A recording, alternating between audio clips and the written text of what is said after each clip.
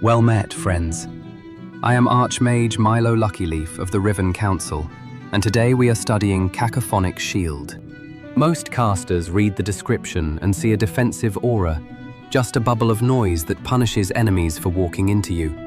What they miss is this. The trigger fires when a creature enters the area on any turn, including yours. If you move the aura into a stationary enemy, they save immediately. You are not waiting for them to come to you. You are driving thunder into them. Let us start with what the spell actually does, because the text is doing more work than most casters give it credit for. Cacophonic Shield fills a 10-foot radius around you. Any creature that enters that area for the first time on a turn, or starts its turn there, must make a Constitution saving throw. On a failure, it takes 3d8 thunder damage and gets pushed exactly 10 feet directly away from you. On a success, it takes half the damage and does not move. The aura travels with you for up to 1 minute, and while it is active, you have resistance to thunder damage yourself. That resistance detail tends to get ignored. It should not. Now, the comparison every bard and wizard reaches for is Spirit Guardians. I understand the impulse. Both are concentration auras that punish creatures for being near you. But the differences between these two spells are exactly the differences that determine which one you should be holding on a given day. Spirit Guardians has a 15-foot radius. Cacophonic Shield has 10. That 5 feet matters more than it sounds. A 15-foot radius catches creatures that a 10-foot radius misses entirely, especially when enemies are approaching from an angle. Then there is the save. Spirit Guardians targets Wisdom. Cacophonic Shield targets Constitution. Constitution is, on average, one of the strongest saves in the game. Giants, dragons, constructs, and endurance-built undead are all creatures with high Constitution. If your targets are the kind of monsters that fill a dungeon's deepest chambers, you will notice the difference. Wisdom saves tend to land more reliably against a broader spread of enemies. And the push.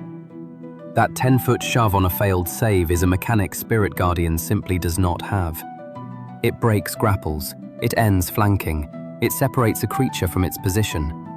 In the right moment, the push is worth more than the damage, but it also means you have less control over where enemies end up, and that can be a problem when your fighter has spent 2 rounds getting into exactly the right spot. The caster movement trigger is where this spell either becomes something extraordinary or something merely adequate, and it depends entirely on how you read the wording. The spell says any creature that enters the area for the first time on a turn must save. Your turn counts. If you take your movement and walk the aura's edge across a stationary enemy, that enemy enters the area on your turn and saves immediately. I have known wizards who played this spell for months as a passive deterrent, waiting for enemies to blunder in. They were leaving damage on the floor every single round. Before you prepare this spell, have a clear understanding of how this ruling will be handled at your table. At a permissive table, you are holding a mobile damage engine. At a restrictive one, you are holding a zone of control tool that fires only when enemies choose to close with you. Consider what happens when you give an enemy inside the aura a reason to stay and a reason to leave, and both choices cost them something. Booming Blade is a cantrip available to the same classes that prepare Cacophonic Shield, and it places a secondary thunder damage trigger on any creature that moves willingly before the start of your next turn. Cast Cacophonic Shield, step into melee, and strike with Booming Blade. Now your target is sitting inside a 10-foot radius of thunder noise with a Booming Blade charge waiting on them.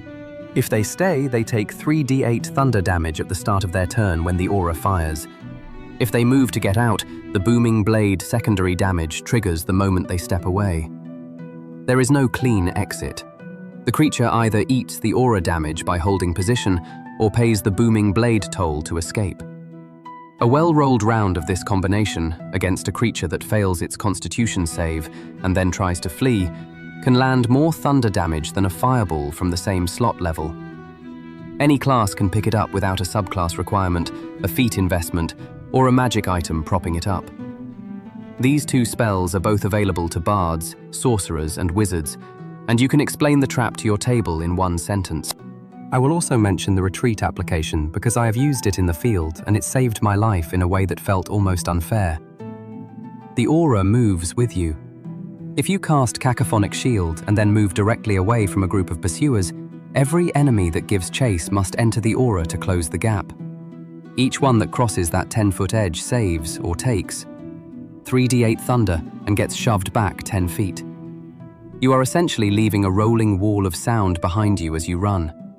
The pursuers have to keep re-entering the aura on every turn they advance, which means they keep saving, and the ones that fail keep getting knocked back, which means they have to advance again just to stay within reach.